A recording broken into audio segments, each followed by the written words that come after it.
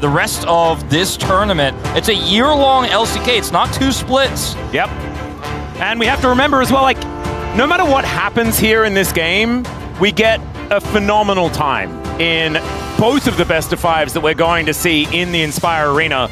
Because either it's GenG looking for revenge against KT, who put them in the lower bracket in the first place, or it's a telecom war. Yeah. And then we could have a rematch of the LCK final of last year in summer, which was HLE versus GenG, or it's T1 being able to get their revenge after they got 3-0'd by HLE to be in the lower bracket themselves. Same for KT. Looking for revenge the same way. It's so cool. Smolder banned here by T1 on blue side. Kai'Sa banned as well. There's no way they go 3 for 3 and knock the Zeri out here as well. Certainly. That is a lot of AD carries that are banned away. As the Nautilus is still available. Bard is still available. Those are the big support picks here. Yep. Bard is no longer available. Nope. Will we see the Aurora being the final ban on GenG's side? Feels like the most powerful thing that is still left up. Possibly blindable as well, in theory, especially with the flexibility that you do have. Yeah, I think it's a really strong ban. The Rumble as well is still available, and Aurora is so strong into it. So with this Aurora ban here for T1, maybe the Rumble ban ends up being the final one for GenG. Yeah, we'll see whether they do decide to take that one away. The Maokai and the Ziggs were both banned by T1 in the last game. They also banned Rumble. So very different champions now left up and available. It's a very different train of thought being taken by T1 moving into this draft. And we'll see what GenG are going to do to pivot themselves, as it will be the Trundle taken away. So saying if you pick the Rumble, we pick the Ornn. Pretty clear statement here, I would say, from GenG. With that final ban, it just removes the ability for Oner to carry on this Trundle pick as well. And it's going to be Ziggs to be hovered first. Oh my, the Ziggs If you first told me pick. that T1 would first pick Ziggs this year, I would have laughed loudly. Yeah. I don't know whether I necessarily like it. They didn't look fantastic on the Ziggs game, the only one that they lost in the DK series previously. But they haven't looked good into the Ziggs compositions either, so that is going to be the pivot. The Oner is still going to be a consideration regardless. Rather than the Rumble, want to have that safer pick for Keen in the top side here. Okay. And we'll see what comes with this, because you get one part of your bottom duo here. Even lock away a support right now. Like you could go, for example, Rakan or Nautilus and then grab Zeri on 3. And just hope to get through the laning phase and then scale up later on with this Ornn pick and the ornaments that come with it. They go for the Rakan. And this is actually really cute, because the Ornn is a decent matchup into the Rumble. Rumble, I think, is the worst enemy of Rakan. And so to lock them both away means that if they do decide to make the Rakan's life difficult, then you've got the Ornn already there to try and save that matchup. The Poppy already gone, the Talia gone. I do agree with you. Jace to be the consideration here for Doran in the top lane. There's a lot of poke here in this T1 draft already. A lot of range, a lot of poke, a lot of safety in lane matchups thus far. I really want to grab a jungle pick for Oner right now. It's been very thinned out. It's difficult to predict what we'll see. Yep. We have to remember as well that the Ziggs is theoretically a flex pick. Could go into the hands of Faker in the mid lane. As the Jace, same story, right? So, definitely true. Very good point. I think this Maokai is also technically flexible as well, especially into Rakan. Oh, yeah, true, actually. Like, this is likely Keria's pick. This is similar to what we saw in Game 4, where T1 keep the draft very difficult to read for GenG. Okay. See if an AD carry pick just gets locked away here now, or if they want to lock up jungle instead. Chovy can save his pick until much later on if he wants to. This draft is still very flexible for GenG in terms of what scaling picks they're looking for. Oh, Nocturne going to be the consideration here. Gives them some hard engage, allows you to get in on top of this largely poke-based composition from what they're seeing so far. It's one of the only jungle picks left that can get past the Maokai ultimate reliably as well. So in terms of the zoning that either Keria or Oner can provide here, you can just simply get past it and get that backline access onto the Ziggs or the Jace. It does make a lot of sense here in this draft. As the bans, I wouldn't want to be in the coaching staff's position here. Very tricky when you don't know really where any of this stuff is going 100%. Yeah. Again, it's likely to be Ziggs in the bottom lane, likely to be top lane Jace and jungle Maokai. take away the Zoe as they agree. And that's even more poke, even more range in this draft for T1. The Zeri felt like an eventuality. I thought we were going to see that locked in on 3, but instead they wait, they take the Nocturne, and the Zeri is now gone. Yeah, and I think Ruler wants to make sure that he knows he's laning into a Ziggs before he makes a decision. I think that I can respect that that train of thought, but it does now mean that his champion pool is going to get ever further thinned as 3 champions have now been banned away. As one final ban here, and it will be the Victor taken away from Faker, who, as we know, could still just be playing Ziggs in theory, but likely to be the Gumayusi choice, as that's where it's gone in the past for T1. One final ban, will it be, like, you could ban Jinx if you want to, just stay on the hyper carry train? Ezreal, technically possible here to be banned. You know, anything that scales well is something you don't want to face here on the hands of Ruler. Ban the Lissandra, which works really well with this draft, actually, and can snap get onto the back line with the Nocturne fairly easily. Vayne was not really what I had in mind, especially with the range issue. I think this is not going to be real. Surely not. I hope it's not real. The last time we saw it was Diablo, and it did not look fantastic. But let's see what Ruler does decide to do, hovering it just for the minute. No way. Time's ticking down. Lucian Rakan. All right, make us feel all that fantastic, but we'll be locked in here. Still waiting for a scaling damage pick on this Gen G draft. Lucian, theoretically a flex pick as well, actually. That is true. That is very true. Unlikely, but true. Yeah, we do need magic damage on the side of Gen G. I think that the Aurelion Soul I mentioned last game might still be relevant here in this draft. So much is taken away. The Yone. Oh my goodness. Which still leaves us somewhat unsure, but again, it's likely the Jace top, the Yone mid, and the Ziggs bottom. I think it's all but certain. And now we need confirmation on where the Maokai is going. We're expecting that one to be in the support position, but we are hovering over Oner right now. I mean, they could lock Sejuani, I suppose. Yep. It's actually kind of an angle. I mean, Sejuani Jace Yone is a pretty devastating top side of the map, especially when you have Ziggs. Oner looking for the Lilia. Okay. All right. Well, this is a draft. Man, I'm impressed with what T1 has put together. I'm not like, when I see T1 with a Ziggs draft, it doesn't necessarily make me feel, oh yes, this is going to be fantastic. But you look at this just from a power and potential of the champion's way, man, it looks pretty impressive as Mel is being hovered. I mean, this is a pretty strong scaling pick, and with all the squishy champions on the side of T1 and the front line you have, you can just pop people. But he'll play Vex! All right, it's been a while. The Vex is going to be locked in here for Chovy. This is a champion that he's really enjoyed in the past. Man, Gen G love their all-in drafts in the second half of this series, don't they? Can really get some work done. Man, these are some fun Game 5 drafts. Let's get onto the Rift here. Game number 5.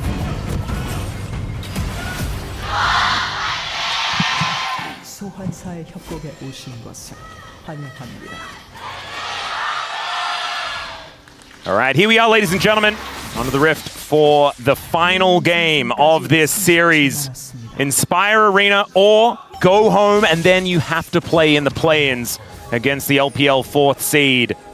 Both of these teams will be at Worlds, but one of them may only be there for one series. Yeah, insane.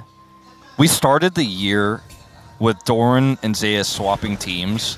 And Tank Jace was the meta, the very beginning of the LCK. All the way back, LCK Cup, early days of LCK. And Doran had some of his best performances on Tank Jace back then, but we haven't really seen this pick be relevant in several months. And it takes Game 5 Fearless to bring it out again here. We are going to see that lane swap. I guess we can call it the Viper lane swap from now on that we saw from Hanwha Life Esports. He was the first to do it. He gets to keep the name. And we'll be in Ornn going to the bottom side. And now this Ornn pick makes a lot of sense. They did the similar strategy with the Cassante on the bottom side of the map. Now, you are playing into Ziggs, so it's not a fun time. Yeah, and Jace certainly going to be able to hold his own a little bit better than a lot of other champions here on this top side. And maybe the Gen G bottom lane not going to quite be feeling as good. But early game for a Ziggs, not exactly going to be a lane bully, you could say.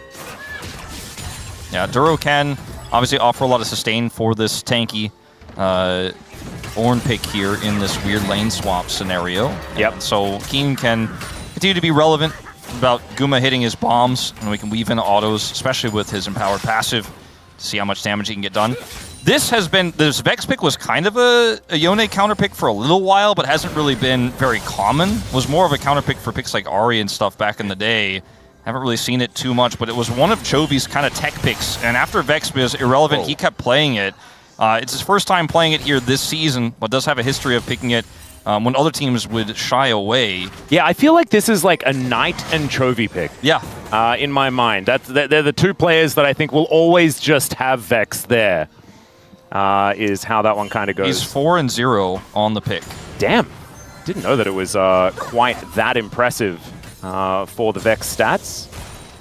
Thank you to production for letting us know exactly how he's doing thus far. Ruler's so far putting off a strong performance with that trade there in the top side into Doran. Duro's now joined him here. Significantly less experience, the lane swap, but won't be able to come up, and now the lane swap has kind of completed its journey. Yep. As we will see Doran teleporting down bottom side to deal with this Ornn. Kind of interesting as well with putting the AD carry in a solo lane for just a little while as we do. Ruler. Whoa! And we're back. Video games have occurred once again on our screens. It is a joyous occasion. And let's see how it is going to go from now on. As we do have some Australian lanes, Gumayusi and Keria here towards the top side of the map. And it's just really good to know that everyone that needed to go to the bathroom has gone to the bathroom. And so no one's going to be uncomfortable and they can focus. That's why the pause is sometimes a really good thing. Oh yeah, there's a Vex in this game. That's cool. Yeah, the Vex was let me just look. draft. Yeah, there's a Lilia. Yeah, Lilia also chosen, true. Cool. T1 held several flexes until that Lilia was locked in. Speaking of the Lilia, trying to come over here and steal this Raptor camp away, but will be unsuccessful. Yeah. We had the victim of the lane swap really be that Ornn sort of in the bottom lane for a little while. Actually looked like he was going to channel a back, but does not go for it. And we're in an even game state here. T1 with a slight gold lead. So if you are confused about why things were paused, there was a suspected bug, but the bug wasn't actually a bug, and then we resumed the game. And we don't have full details on it, but I'm sure the information will come out eventually. Yeah, there'll be a statement about it, and we'll try and keep you informed if we do get any added information, but otherwise we'll just go along with the game. Yeah, I think Cagel's speculation is probably closest to anything we have, and let's move on. So, yeah, this is a bad matchup for Yone. Faker is in a little bit of trouble, but he is up a teleport, so actually just good use of health bar. Yeah. Chovy may stop this back, however. Not quite with the cooldown, as Faker actually decides to stay, because teleport takes so long. You don't just get that wave for free. Nice dodge here from Faker. Yeah, it wasn't a cannon wave, so he couldn't actually buy the extra time, but it still feels dangerous. I mean, now he's just going to lose a plate as well. Okay, well, Chovy laning very effectively here at the beginning of this game, number 5. And same can be said for, Gumayusi chilling in his lane as well. One more lane Lilia. stop, or back stop. No. And, he hits it as well. Faker hits level 6 first, but won't necessarily matter here. Hopefully won't have to use it defensively. Chovy has 6 now as well. But this is also, I wanted to mention this earlier, maybe it could have been a talking point in the pause, but Faker not known for his Yone, even though he does have that world skin on it. That was really best performance on the pick. We saw him struggle with the pick a lot over the course of many Yone metas. Yep. And simply dealt with it by just not picking it most of the time. Is it get stopped again? Man, this is really frustrating. This time, at least, it is a cannon wave, so we'll likely only miss 1 minion, and then should be able to pick up the wave. But his still, beak is getting worn out, man. Yeah, no, it's kind of ludicrous. And actually, he's going to stick around as Keen having a pretty good time, actually. Like, is even on farm and is just kind of hanging out. So the Ornn into the Jace is working for him as he finds the ulti onto Doran as well. Not going to get the Searing Charge off or anything like that, but has a health advantage here in this bottom lane, although the minion wave was already taken away. Conducting himself quite well. Oh, I see what you did there. Yeah, in the bottom lane. I love a good train reference. That one, yeah. As Faker will find himself a little bit behind in farm here, but Chovy is like, do I ult for it? He's like, nah. Finally, Faker is allowed to go home. Chovy did get a extra back off during all of that. Now the wave is pushing towards him as Doran is caught. This is not where he really wanted to go for the honey fruit, and Chovy is right in position. Doesn't quite find the Q, and does find the ulti to pick up the kill there. Chovy might actually be able to find another one, and then does hit it onto Faker, who will be snapping back, but just a bit of damage, you could say. The lane is such a terrible spot for Faker at the while all of that was happening, but he couldn't impact the skirmish there. But first blood going over to Chovy just because Doran wanted to get some honey fruit. Yeah, that was kind of greedy from Doran there. Walked face first into an ultless Nocturne, but Nocturne still got that fear, still has that backup from Chovy. And this is a pretty rough start here for T1 in this early game. Yep. And picking up assists, a huge deal for Nocturne. I feel like Ultimate Hunter is something that we talk about all the time, but also just any sort of acceleration towards that level 6 is fantastic. And speaking of which, he does have it now. As Keria Gumayusi getting this wave shoved towards the turret. Not necessarily finding too much as the Satchel is going to be able to get Gumayusi to safety. Yeah, stop that brittle proc. Yeah. Canyon's going to get this dragon, but it's going to be an exchange here, 1-for-1 with the grubs. There's a Chemtech dragon, so pretty high value to grab this one early. Means that chances are the soul will be more impactful. Again, could still be like an ocean. We'll find out momentarily whether we'll know what that second dragon is. Triple grub Ziggs, Triple grub for Ziggs, plus, you know, the side laning Jace. This is not a strong side laning composition here for Gen G, but the fact that Ziggs can just, if you win a team fight, walk up to a turret and explode it is definitely a potential issue. But this is an all-in dive draft here for Gen G where you basically want to be in control of the map non-stop. If Ziggs gets to hit a turret, the game state is not good for you. It means you're not doing the thing that comp is designed to do. Yeah. And it's so easy to collapse on a Ziggs who wants to try to greedily hit a turret in the mid lane or later in sides, because Guma, of course, took teleport on Ziggs. And so that's where the Nocturne Vex comes into play. Oh, Dura looking for a bit of an angle, but Faker a bit fast on his feet, especially with Boots 2 now put together, so isn't going to get caught out. Like ships in the night, Keria and Dura are just going to pass by one another, but Chovy gets a really nice combo there. And half the health bar of Faker is going to be missing. Red buff is going to be foregone for the moment here by Canyon, but so far you can see slight gold advantage or something like that there for Gen G, but I think the grubs are going to be very important for T1, so that is a great pickup to start things off. Otherwise, things even on the rift between the two squads. Kind of what we want here in this Game 5, although kind of want chaos as well. I don't know. What's your favorite type of Game 5? Like a really close back and forth, mainly macro experience, as the culling is going to get soaked by Gumayusi. I like it when two comps scale. We kind of have like trading dragons, and it ends up being like one of those 40-minuters where you maybe go to Elder, or maybe it's a lot of team fighting, or it's team fights where like only one member of both teams survives at the end of the fight and we reset and do it again.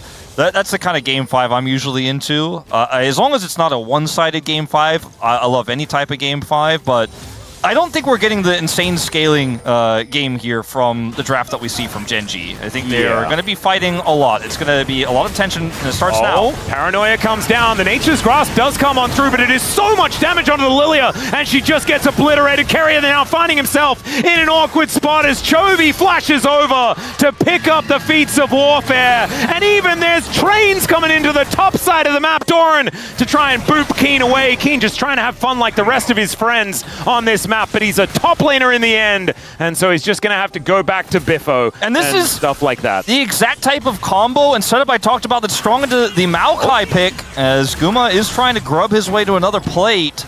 Could be a bit of extra money here, as that one is very, very close, and yep, should be going on over. As Chovy finds Faker once again, 2-0-1 though on this Vex. Chovy is going to be very scary in this mid game. So the Nature's Grasp is used against a lot of melee and dive compositions for complete zoning, right? Where you say, you want to come towards my carries, you want to come towards the back line. This just completely nullifies that. And even as a support, you don't need items to make that sort of impact as Keria in this game. But that last skirmish allowed Gen G to just, with these champs and go straight through it, do exactly that. Now, on the reset, by the way, Guma and Keria, with those 3 grubs, are going to get the whole turret! Okay, there's his first turret. This is what Ziggs is supposed to do. Yeah. Somewhere, Orcs is like, oh man, Guma gets it. He's figured it out. You use the Vex and the Nocturne ults on that skirmish, and then there's no one to answer the Ziggs, and so sure, you won the fight, but T1 walk away with a gold lead here. As we go back to this, these two T1 members, Keria and Oner, are very isolated. Teleport's coming through, but look at this, you just go straight through as Vex. Do not care. Chovy has to flash for this kill as Keen may be in trouble. Yep. Speaking of flashes, Keen does have to use his as he avoids everything else. No bowling ball going to connect there. As Canyon continuing to farm things up. He's nearby with his ultimate, so T1 need to be careful about trying to overextend here. They're not going to do it, though. They're just going to send Ziggs to the other turret with plate money. Yeah, it's going to be a nice knock up there from Keen. Actually, Doran taking a little bit of damage as Dora's going to make his way in. Keen getting a little sleepy, but then decides to breathe fire, and that, as it turns out, wakes you up. And so not going to be having a nap. Yeah, whenever you eat something spicy, you get a little drowsy, you have that one burp. Yep. It'll wake you up. That's exactly how that one goes. That could have been a disaster there for the side of Gen G had they not had the Nocturne there, because it could have been a lot of potential money going over to T1. Still maintaining gold parity in this game, but they defend it well. Canyon, right time, right place on that Nocturne. Has his experimental hex plate completed. Same to be true of Oner with this Leandrius. A lot of poke between the Ziggs, the Lilia, and then the Jace as well here. It's not tank Jace anymore. Just standard Ghost Blade into the Muramana. So a lot of poke, a lot of burst damage in this draft here for T1. It is a bit of a finesse draft, though, right? Like, yeah. I feel like it's a keep-away draft. Yeah, it's still one of these drafts that doesn't really want a straight-up brawl, which is precisely what Gen G do want almost this entire game, right? They want to throw their Nocturne in. They want to get that culling over the top. They want Ruler to be able to actually fight in close range. This is my favorite type of draft disparity, as we're going to see another attempt to get Keen here, just thwarted by a rotation up. He's going to try to turn this around. Yep, looking for the train. They will be able to knock up Doran, but the nature is grasping. Knocked back. Great satchel there from Gumayusi, but the quickness is so good as well. Chovy over to the top, and it is going to be the Drake being taken by Canyon, and somehow all of Gen G does survive. Keen just a bit too tanky. Has just a 5-man attempt here by T1 on the top side of the map means Gen G get the dragon for free. The defense is there. The turret is still quite strong at this point. So many low health bars there for T1. Nobody dies, but the dragon goes over, and they're not able to secure the turret here for the Ziggs. Skuma's just looking pretty good on this pick, by the way, in terms of where he's going, how he's playing this pick so far. Excited to see where he takes things next. I know not everyone's excited about the tier that he has in his inventory right now, but in terms of how much money he's been able to pick up, he has an 800 gold lead right now from grabbing plates, from trying to apply that pressure with his squad and take these turrets off the map. A lot of plates went down, and he's still clearing waves in mid lane and zigzagging it up.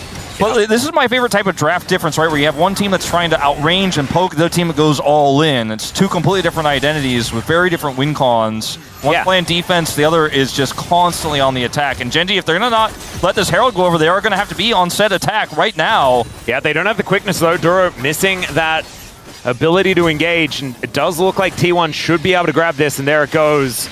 Their second objective is going to be locked down. T1 with first turret and Gen G with feats of warfare, and so the next objective will get feats of strength for either team. And I think with this Herald, it's likely second turret will be T1's as well with this Ziggs pick. Looking for this top one, maybe. Yeah, Keen looking for a little bit of an angle there, but a lot of T1 members in the area. Look at the zoning tools this draft has between the bombs on the ground here for Guma, Keria's ult, and his saplings. Sure, the Vex Nocturne can get past that, but on these small skirmishes that aren't really fights, they're just positioning and scuffles around vision, scuffles around like this zoning. There's so much value here in the range that T1 can offer Gen G. Gen G have to kind of play around that very defensively as, okay, Faker potentially collapsed on. Let's see what Gen G can actually get done here as he does bring back the soul, but there's the paranoia. The fear comes on through. Mega Inferno Bomb to try and offer some damage back, but it's not going to be enough. Faker is just going to get taken out. Gen G do find their man. Unfortunately, Ziggs was not pushing a turret at that time, so Guma's not going to get a cross map out of this one. We'll get a stop on Canyon's back, so get something at least, but I mean, even though Faker reacted so incredibly well there, has his flash and his ultimate, the range at which this comp with Ornn, Vex, and the Nocturne can engage is just insane. It looks like this is something Gen G has been scrimming a lot with how practiced they are on it. Yone seems so safe. Like, how can you catch me with so much mobility, but ends up getting caught just the same there. Everything layered on top of Faker, and he is blown up. It does mean, though, now gold is basically even. between the two squads. No objective to pick up after this kill onto Faker, so it is just a kill onto Faker. He unbinds, so they know exactly where he's going to be. He still ults incredibly well, but like the Ornn can redirect its ultimate to find him there. There's a Vex ultimate. Yeah, and Canyon actually went all the way to find him as well. I think he was trying to snap back just after the Nocturne gets there, so he doesn't actually have to worry about it, but unfortunately didn't quite work out, and even then I don't know whether it would have been enough. Does mean that Canyon doesn't have to invest his flash into the play, as Chovy looks for a bit of an angle there. Redemption for some support onto Doran, and that is going to be out of turret picked up. The Ziggs just doing precisely what he wants to do, as no second charge, but still getting enough done. Yeah, he gets this turret here. The turret is down. Mentioned when the Herald went over, that was likely going to be the outcome. All of the money for Genji is on this Vex right now, whereas the rest of the gold is split pretty evenly in advantages for T1. The Ziggs pretty big. The Jace doing just fine. Still going to offer a ton of poke later on. The Lilia going to be doing some power farming. 20 farm up on Canyon right now, but it's about whether the Ziggs survives when we get to a real team fight. It's the easy part now to kind of walk around the map and hit turrets with 3 grubs and Satchel and with a Herald support. It's like, okay, free money, but what if the coin purse goes boom? That's what Genji is relying on with this draft, with this setup. There's so many squishy targets to dive on. If T1 are grouped, it becomes a little bit harder because you grab one target maybe, but there's so many other threats. That's what they're kind of relying on when we get to those fights later. But if you get isolated in sides, if the Jace is picked alone and then fights become 5v4s, that can be the hard part for T1. But so far so good in terms of setting the Ziggs up for success. Yep, it's working thus far. And like you say, having the entire lead on Chovy is a little bit of a worrying situation because he has been pretty good at the video game in his career. So, I mean, if you're ever going to put all your eggs in a basket, probably go with that one. If it says Chovy on it, it's a pretty good basket. Yeah, good basket. That one. As Nature's Grasp coming on in here, it's a big commitment. Mega Inferno Bomb onto said Chovy, but he isn't going to get taken down just yet. Now the Paranoia, now the re-engage, and Doran is just dead. Still these health bars from Genji are so low. Canyon having to get himself out of there, and Oner just spins on top of this Rakan. Canyon somehow lives for so incredibly long. Gumayusi is so healthy as well. Somehow it's a Genji advantage in the fight, but it's T1 that get on top of this dragon. I think they're thinking better of it though. Faker! Oh, the fear does come on through still. Faker not going to die to one combo, but isn't going to be able to take the dragon. As never mind, T1 won the fight, right? It was 2 for 3. It's 2 for 2, I believe. Oh, was it 2 in the for end? 2? And okay. so when we go into this fight, the initial setup here, the sleep goes down, the bomb is layered, so much damage onto Chovy, but they can't kill him. The redemption's so good. And then look at this turn onto Doran. He's deleted. The follow-up charm to come through here from Duro as well is massive, but then Oner's like, these health bars are low. I'm Lilia. Goes in there. Canyon lives for a really long time in this fight. Eventually taken out here. Keen also so incredibly low, but they can't chase anymore. They don't have buttons. Faker's melee doesn't have his ult. You can see even that's why Chovy went to try to trap him there and blow him up with that combo. Oh, little voidling that could not. Oh, and it is the dot going to be enough to take down the turret on that top side. So the entire outer ring has now been removed by T1. 0 turrets picked up for Genji. All right, well. And somehow gold is still pretty even. Otacon has spawned as well. Otacon's up. I mean, the game felt slow. We had that long pause, but we're starting to zoom towards the mid-game now. Yeah, time flies when you're having fun. Ruler chunked out here. T1 want to try to turn off this Otacon, but they don't have their critical ultimates just yet. But if they can buy enough time and use the control vision around this zone right now to kind of poke away, they will eventually get those ults, but this is why Genji group up faster here, and we're going to see Doran just head back to the side lane, and I think the Otacon idea is now a thing of the past. T1 not going to be starting it up. Genji do have control over it now.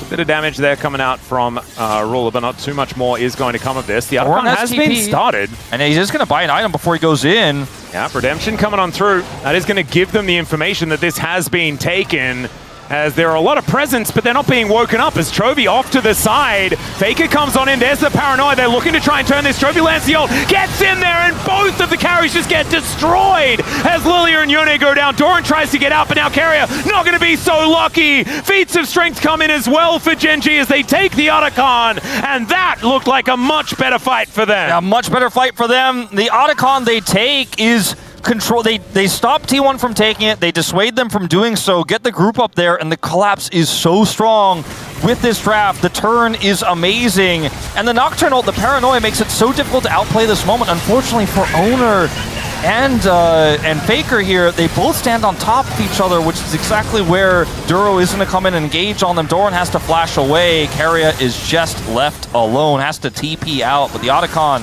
is a success for Gen.G. Also, we'll grab Soul Point in this game. When we first saw the Chemtech Dragon, we were like, we don't know what Soul it's going to be. It's an Ornn, again, with Mountain Soul. Another Mountain Soul game here for Gen.G, and oh my! They have Soul Point. And look at the Essence Reaver, it's already upgraded. Keen's level 14. And so the ornaments are going to start really stacking things up, and so it's going to feel a little bit like this snowball is rolling even faster than we expect. Faker doesn't quite find the knock-up here onto Keen. Does manage to hit him with a bunch of buttons, but Keen doesn't seem too perturbed by it with 2 items already completed. Yeah, when you can factor in the extra XP for an Ornn, feels really good. Not to mention the standing gold situation, right? Like, it's only 1,000 gold lead, but that's because Gen.G hasn't taken a turret. Yeah. There are 3 that are already on the floor for T1, so as these structures start to go down, if Gen.G can hold on to the level of control that we think an advantage like this is going to be able to get them, then it could get even worse, unless T1 can find themselves a turnaround. Catch Gen.G overstepping. That's what this composition does so incredibly well. Yes. If you step too far forward, You can't side lane. yeah, you're kind of ruined. And oftentimes the Maokai just prevents collapses from happening, but not into this draft. It can give you a little bit of zoning, don't get me wrong, but That looked like Ruler did a barrel roll. yeah. That was very Just cool. was a ballerina right there. That was a bit sideways. It's very funny looking. I liked it. So you can see the gold leads, we keep highlighting this. Chovy is the most fed member here for the side of Gen.G, but everyone else is very competitively close, and it doesn't matter if you have leads from the turrets you took early if your carries blow up instantly in a team fight, which is what happened in that Otacon exchange. And now Gen.G just want to control this bottom side of the map where the dragon is for the next 3 minutes here. Very difficult to start Baron with this comp for T1 unless they have full control. Yeah. They're just going to surgically start removing turrets off the map. And this bottom outer is going to get taken. Mega Inferno Bomb is going to deal with the wave. And this is what this composition from T1 does very well. It's why Gen.G have been unable to take turrets thus far, is because the existence of Ziggs is a huge deal. Yeah, and there's not really that much trade-off. There's nothing to fight for yet here. The Baron is not going to be started by T1 in 15 seconds, so you can commit your bomb there. That's a 2-level advantage in mid. Again, happened on... A level and a half. Let's give it a level and a half. Yeah, well, it's a level and a half. You're right. Yeah. No Rod of Ages this time to get the triple we saw previously, but Gen.G now just kind of going, all right, like, we have big lead. We have the combo working a treat. Chovy has that extra arm guard. All we got to do is secure this dragon, and the longevity of this comp with the ornaments and the Mountain Soul makes that late game feel a lot more palpable than it did before. It felt like before you're like, oh, 1,000 goldie, that's nowhere near enough with this draft, but certainly it is going to be about the team fights. It's going to be about the setup. How much poke can T1 get done before Gen.G all in on top of them? Can they use poke to try to control objectives? These are the questions they're going to have to answer as a culling comes out from Ruler. Wow, that's doing a lot of damage, as Ruler has a ton of farm in this game. He's ahead of the clock by 20 CS, which is kind of ludicrous. I mean, they did a lot of damage here. They have control of this Baron pit now. Yeah, Keen trying to look for that knock-up, doesn't quite get it, as he could theoretically go to sleep, but I don't think they want to use it on Justin Ornn, who can mitigate the CC. Faker here towards this bottom side of the map. Chovy trying to get that split to work. He should be able to get this turret with the TP there to the mid lane. Okay, it doesn't have really a thicker wave. I thought he had a bigger one here. It does have another one coming, but it's going to require response here from T1. Yeah, Faker is backing. I'm not going to be invested into this or anything like that.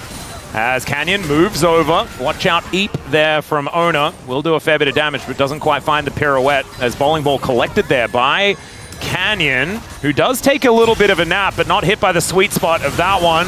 Redemption does come on down here as Paranoia coming on through yet again. Ruler finding the angles there, and Chovy connects so many ultis. There's the fear onto Faker. He's unable to actually make his way forward as Duro not going to finish off Doran, who is on his last legs in this fight. The ulti from Faker comes through, but it's onto Keen, and he's basically immortal on this on. Oner still able to get some work done though, as now he's spinning around this battle. Keen just headbutts Doran to get him out of there, and Canyon and Chovy, the last men standing on their side, whereas it's Gumayusi Oner holding down the fort for T1. Another very even team fight in this game. All right, these are the kind of even team fights I was talking about. I'd love to see in a Game 5. Very scrappy, very split up for T1, but each individual player playing it so well, especially Oner. It all starts off knowing that the spell shield for Canyon is down. They commit the sleep and the bomb. He also gets caught by the root here. Duro is low, but then look at how fragmented T1 is. Keria gets jumped on here by Chovy. Chovy then takes a bunch of the health away from Guma. Torrent's flash here, though, is phenomenal. He can offer a little bit more damage in this fight.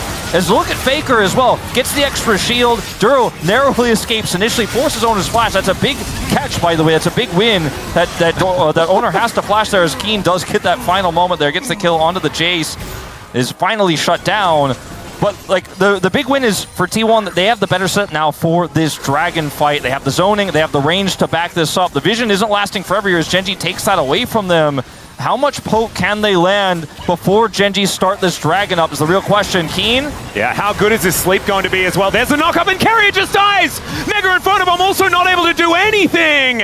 As Genji, they did push the Paranoia button, but now the Redemption comes down. They're basically full health, and the ulti connects onto Guma! He gets feared, and you can understand why he's scared, because this Genji are on the warpath in this game! Faker gets over the wall, but Chovy is lurking, and he will be able to finish off the Yone. The resets come on in, he finds the ult, he finds the Q, and there's the double kill for the Vex. Genji, they take the soul, and now they're looking for Baron. They're looking for Baron. They have a 3,000 gold lead. That collapse onto Guma was maybe the winning moment here for Genji in the series. His owner looks for a trap here, tries to put those health bars low, tries to dissuade them from doing a Baron, but he's got no flash and no chance of stopping Genji from taking this one down. They give him no entry, no angle, and Genji might have just done it. It's only a 3,000 gold lead, but with this comp and the Baron they have, the standing gold you mentioned is going to be massive as Keria goes in here a little bit too deep with a grasp there, and then he's just instantly taken out. Like the dwarves of Moria, Wolf, you're exactly right. A little bit too greedily and too deep. And then Guma is just left alone as Faker's trying to disengage. He also was denied his ultimate. Interruption there. Missed that one the first time. And he does not want to go back to his body, and he won't because he's taken out before he could even snap back. Doran then just the victim of another Chovy ult reset. And this series has had a little bit of everything in it, but this dive comp from Genji, the unique Vex, this comp, it looks like they were saving just for a situation like this. They didn't necessarily want to show it today in this series, but they bring it out. Ulti just barely missing on Guma there, who does have a fair bit of wave clear, but unfortunately against Baroned up minions, the Ziggs loses a whole lot of that power. Chovy and Canyon absent in that series against KT. Canyon woke up with a Skarner game. I think Chovy's been here this series pretty much all along, but this Vex game, 4,000 gold against his opposition. The Cassiopeia as well, 3 levels up in game 4. I think the last two games, Chovy has definitely made his way back. The first 3, honestly, still looking a bit absent. Canyon as well. This is what happens when Genji are firing on all cylinders. As the train has left the station, there's a knock-up onto Keria. This tree not lasting very long. The knock-up immediately afterwards onto Doran as well. As Keen manages to find that angle, and now Chovy is looking for the ulti. This time he connects it. The ult from Faker to try and pick him up though, but unfortunately these wallets be heavy, and down goes the Ziggs with no response. They clear the wave. They buy themselves some time in this this game, and they're certainly going to need it. 40 seconds on this Ziggs, 30 on the Jace, and the map is falling around them with this Baron buff wave coming through. It's just a matter of time before this base is cracked open. Looks like Gen G might have their opportunity for revenge on KT, and potentially then revenge on Hanwha for the Summer Finals in 2024. One last opportunity to defend for T1. Bit of a face plant here from Keen, but we'll see whether they actually have the damage to take him down. I don't even think Nexus turrets are really doing anything to this on. First Nexus turret will be taken out as T1 clearing out the wave. And with everyone respawning and some lower health bars, it looks like Gen G are trying to get themselves out of their Faker. Going forward, though, looking for an angle. Bowling balls connecting as Oner doesn't quite have the lilting lullaby, and it's a flank TP angle from a Ziggs. Chovy is going to find him, but this health bar is so... Oh my god, he just died in an instant! He walked around a corner and just... Chovy went boo! And he's dead! And that's the end of it! Oh my god, Faker is now taking so much damage. The train drives on through there. They're getting the fears. Oner's going to be taken down, and the Nexus will follow. Gen G will avoid the play-ins, and you will see the MSI defending champs at the